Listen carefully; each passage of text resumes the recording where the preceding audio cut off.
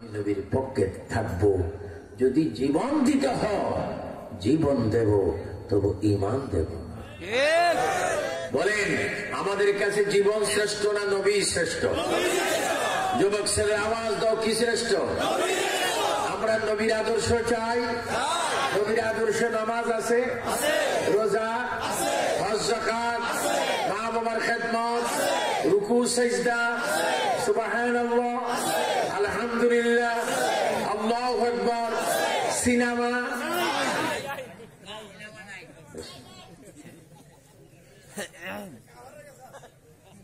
ধরতে গেলে ওয়াজ শেষ, আর বেশি কথা বলতে হয় না।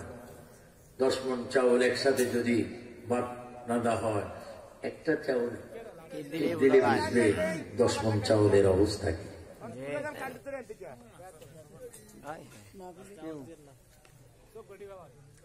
এই জন্য হাদিস শরীফ আছে, বুড়া মানুষ ব্যস্ত দেখছে না, মাঝে মাঝে ফটর ফটর করে। আমি কোন কম বুড়া না, আমি প্রায় 70-এর ভিতরে।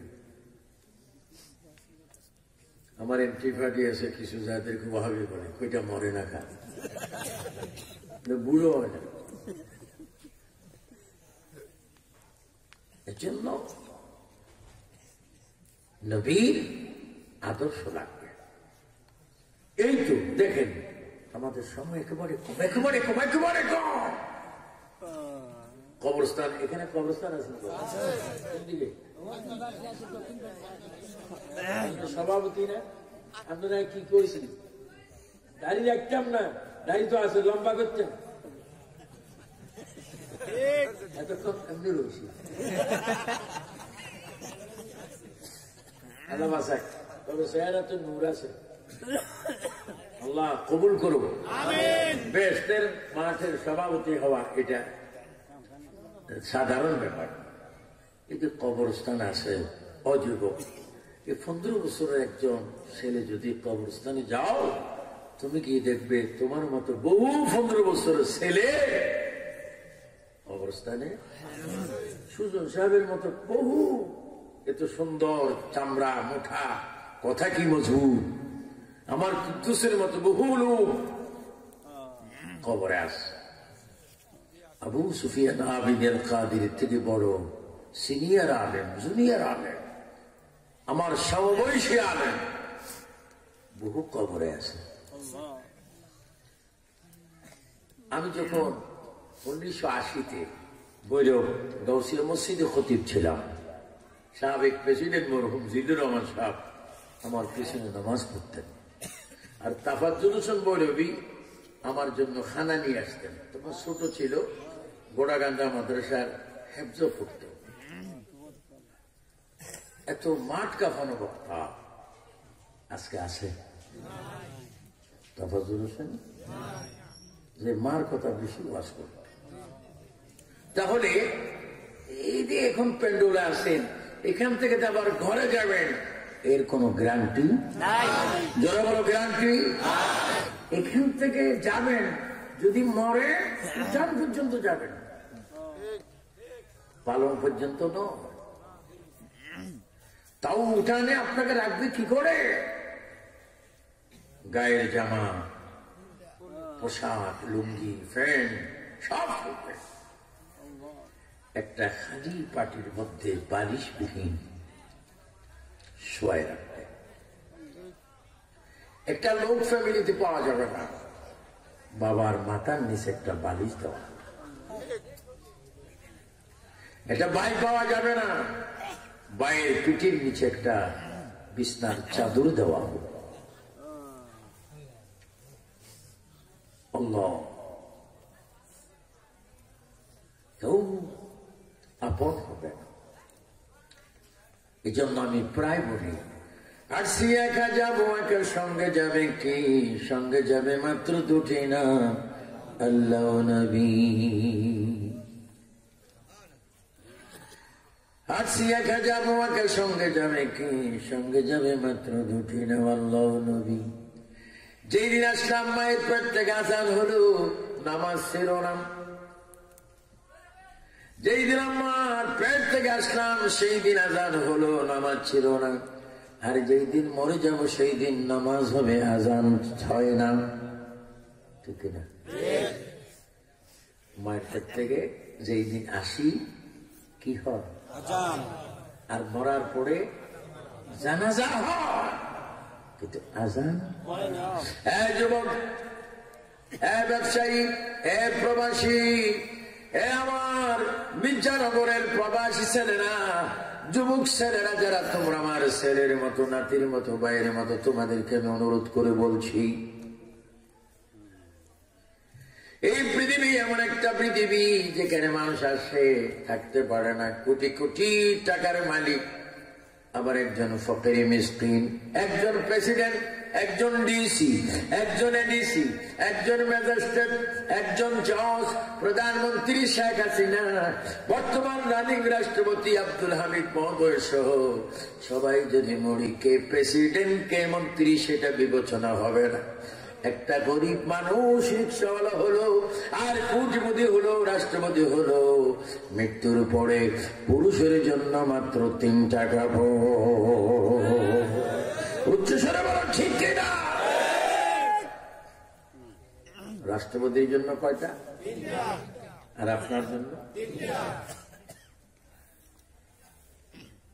মাননীয় প্রধানমন্ত্রী হাসিনা এখন মনে আবার বলবে উনি মরে যেতে চায়, উনি মরক, উনি না, আমি চাই না উনি মরক। ডিজিটাল যুগ তো বলবে মির্জানগর মাহফিলে সুফিয়ান সাহেব বলছে প্রধানমন্ত্রী মরে যাবে।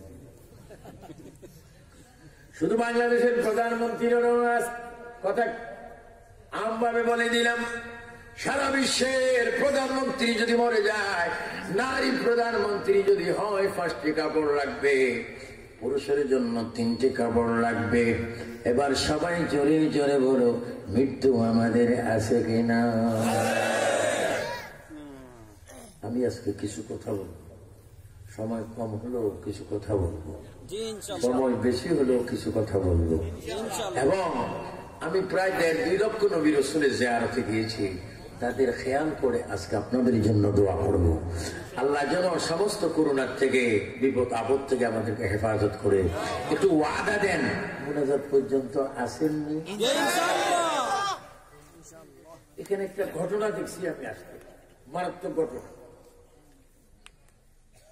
ঘটনা বলতাম, এখন একটা ঘটনা দেখছি, ঘর থেকে স্টেজ পর্যন্ত মারাত্মক ঘটনা বলতাম। ঘটনার নাম শুনবেন? তাবারুক।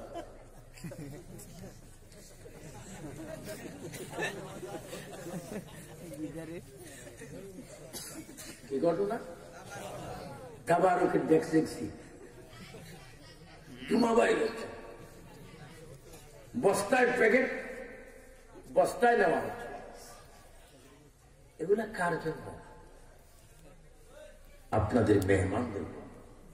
আপনার মেহমান সাধারণ মেহমান নয়, জান্নাতের মেহমান। এটা মুনাজাতের পরে এটা আগের মাঠ হবে, আগের জমিন হবে। যতক্ষণ মুনাজাত না হচ্ছে, হে প্রবাসী যুবকরা, তোমরা শিওর হয়ে যাও, এটা বেহেশতের মাঠ, এটা বেহেশতের ময়দান। এখানে যদি কেউ মরে, জান্নাতে তার মৃত্যু হবে, জান্নাতের দরজা খোলা পাওয়া যাবে।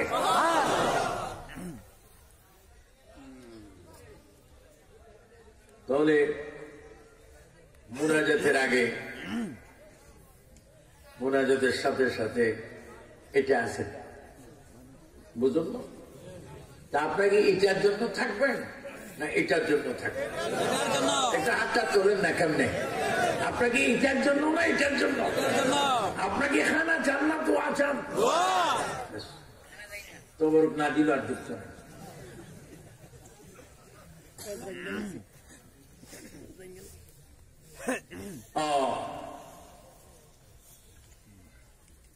পৃথিবী এই যে প্রবাসী যারা, তারা প্রবাসী গিয়েছে কি গরিব হতে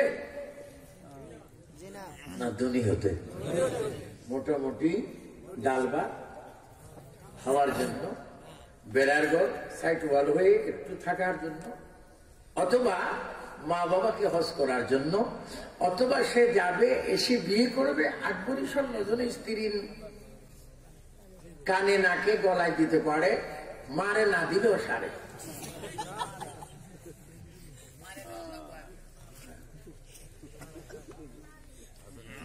আছে তো এরকম, বলেন না আছে না? যুবক, স্ত্রীর জন্য স্বর্ণের বাজেট হয়, মায়ের জন্য 5 টাকার পানির বাজেট হয় না। কি জবাব দিবি তুমি 3টি কাপড় পরে কবরে গেলে? একবারে সহজ।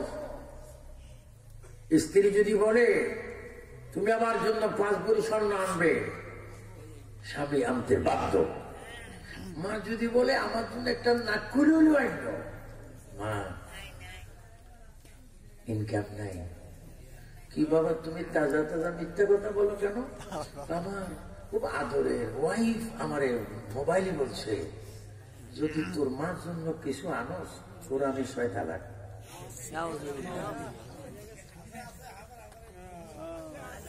এখন তো তালাকও দিতে জানে না, পাগলের মতো করে তোর 200 কোটি তালাক। এত তালাক দেশ কিনলে 3টেতে যথেষ্ট।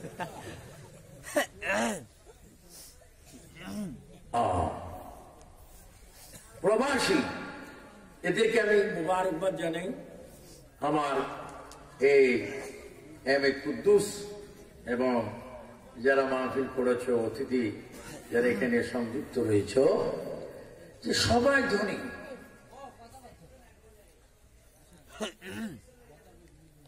সবাই ধনী হতে চায়, কিন্তু একজন ধনীর কথা আমার এই মাত্র স্মরণ হয়ে গেল। আমি ঘরে থাকতে ওইটা আমার ব্রেনই ছিল না। কিতাবখানা লিখেছেন শেখ আব্দুল হক মুহাদ্দিস দেহলভী রহমাতুল্লাহ আলাইহ, এবং আমি 7 বার দিল্লিতে তার কবর জিয়ারত করছি।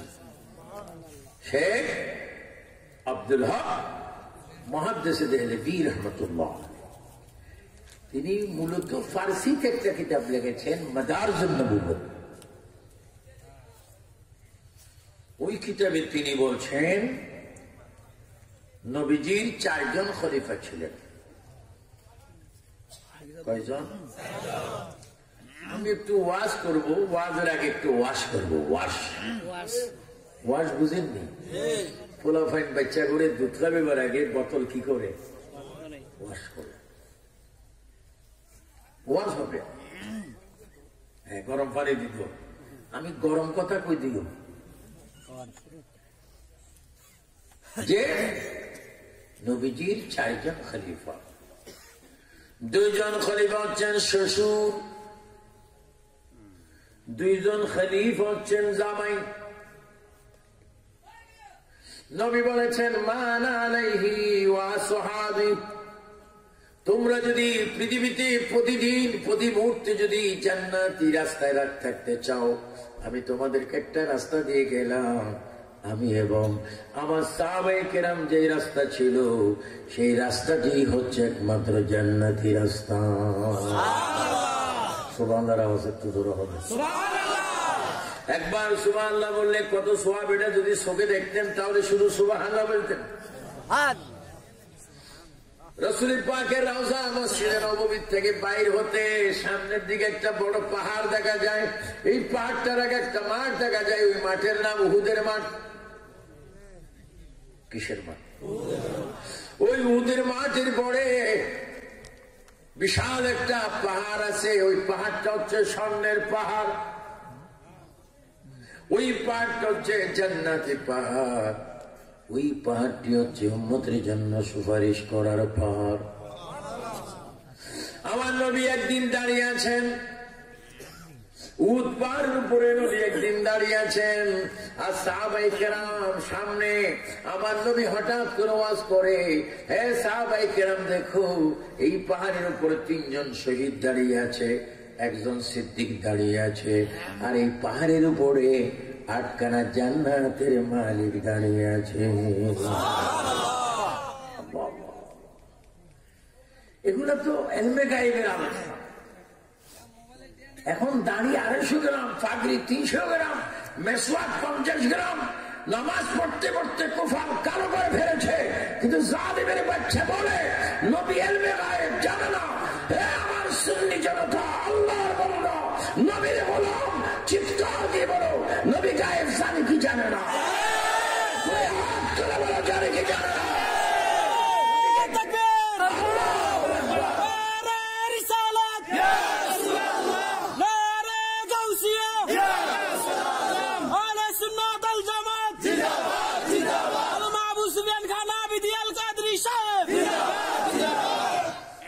হুজুর অনেক সুন্দর, হুজুরের ওয়াজ এত মালা, মানুষ সুবহানাল্লাহ আলহামদুলিল্লাহ কইতে দম হালায় না, এত সুন্দর ওয়াজ। আমি বহু জাহান্নামী হুজুরের সাথে দেখা হই, কয়েকটার নাম বলতেও পারবো। হজ করলে কি কয়? গাড়ি চালাবে, কিতাব পড়াইবে, হুজুর চুরি করলে, বোতল খাইলে,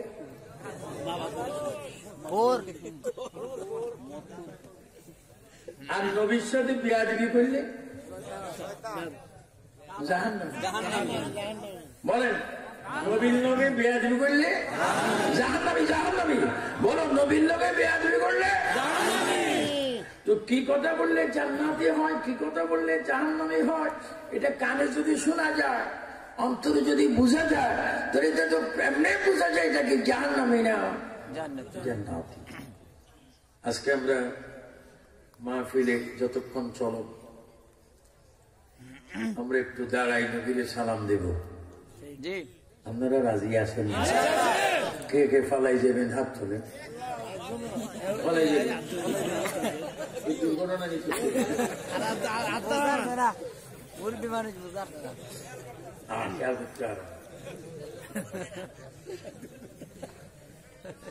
তারপরে আমরা মুনাজাত দেব, চোখের পানি আনার চেষ্টা করব, কাদা না আসলো কাদার ভাব করবো।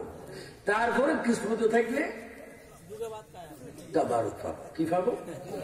কিন্তু এই তাবারুকের যারা সভাপতি সাহেব, তাবারুকের যারা কয়, যারা তাবারুক খায় তারা গুড় খায়। যে হুজুর এই কথা বলে, এই হুজুর কি আসলে কি আসল না নকল? এটা কি আলেম না জালেম? এটা কি জান্নাতি না জাহান্নামী? এইরকম কথা বলার মতো হুজুর বাংলাদেশে আছে না? ভারতে আছে।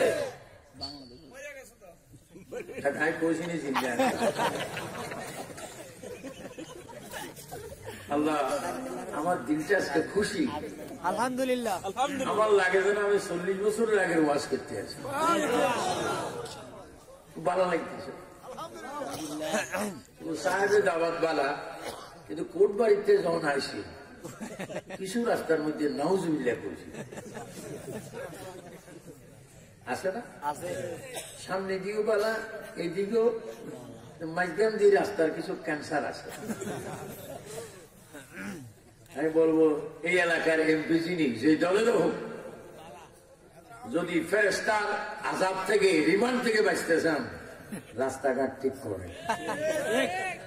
যদি কবরে যান, মার রব্বুকা আইএমপি ছিলেন, মামা দিনুকা রাস্তাঘাট খেয়াল করে না, এটা কারে কয়?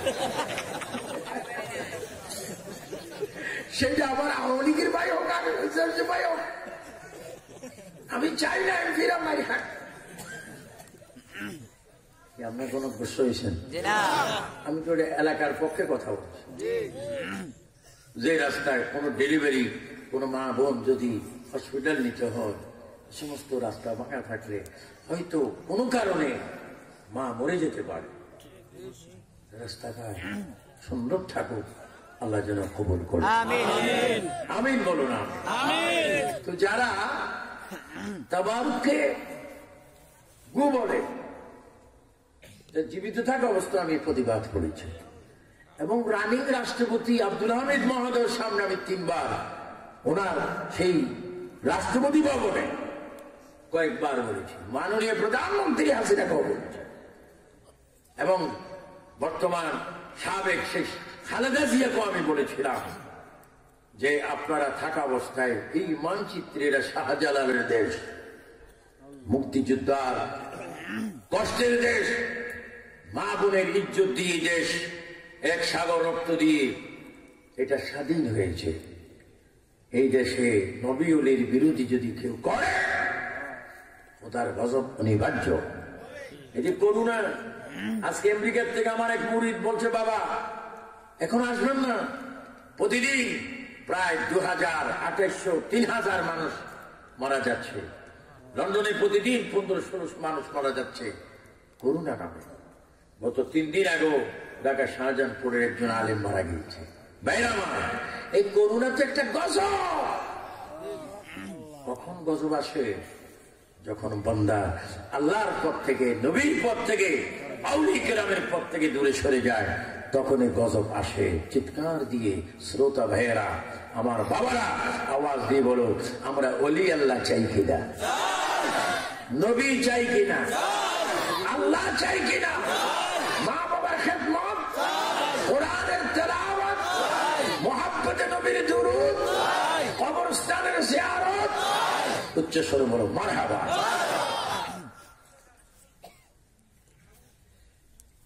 নবীজির 4 জন খলিফার মধ্যে 2 জন খলিফা নবীর শ্বশুর। আমাদের দেশের শ্বশুর জামাই আছে, আছে না? শ্বশুর গুলি খায়, জামাই বেনশন খায়, মাঝে মাঝে একজনের মেজবাতি দিয়ে ধরাই দেয়। তো মান ভাইয়াছি তো একদম দরকার নাই, তুইও বাস আরো বাসা। ব্যাক কর শ্বশুর জামাই আগে, আবার শ্বশুর আরো ডবল ব্যাক কর, পোয়ানো যাই কয় আনু জামাই খুব বানা, আর কত সিগারেটও ধরাই দিচ্ছে। মাইয়ের কারণে ভালো জামাই আছি। অনেক শ্বশুর বেনামাজি, জামাইও বেনামাজি, এইরকম সমাজে পাওয়া যায়। কিন্তু নবীজির 4 জন খলিফা, ও যুবক ছেলেরা, নবীজির 4 জন খলিফা, 2 জন খলিফা ছিলেন নবীর শ্বশুর, আর 2 জন খলিফা ছিলেন নবীর মেয়ের জামাতা। প্রথম শ্বশুর হচ্ছেন সাইয়েদনা আবু বকর সিদ্দিক, যিনি এখনো রওজা পাকে নবীর সাথে কবরের ভিতরে নামাজ পড়ছেন। আরেকজন শ্বশুর হযরত ফারুক আযম রাদিয়াল্লাহু তাআলা আনহু, তিনি নামাজ পড়ছেন। আর 2 জন জামাই হযরত আলী, হযরত ওসমান গনি জিন্নুরাইন, এই 2 জন ছিলেন নবীর জামাতা। এই 2 জন জামাতা, 2 জন শ্বশুর।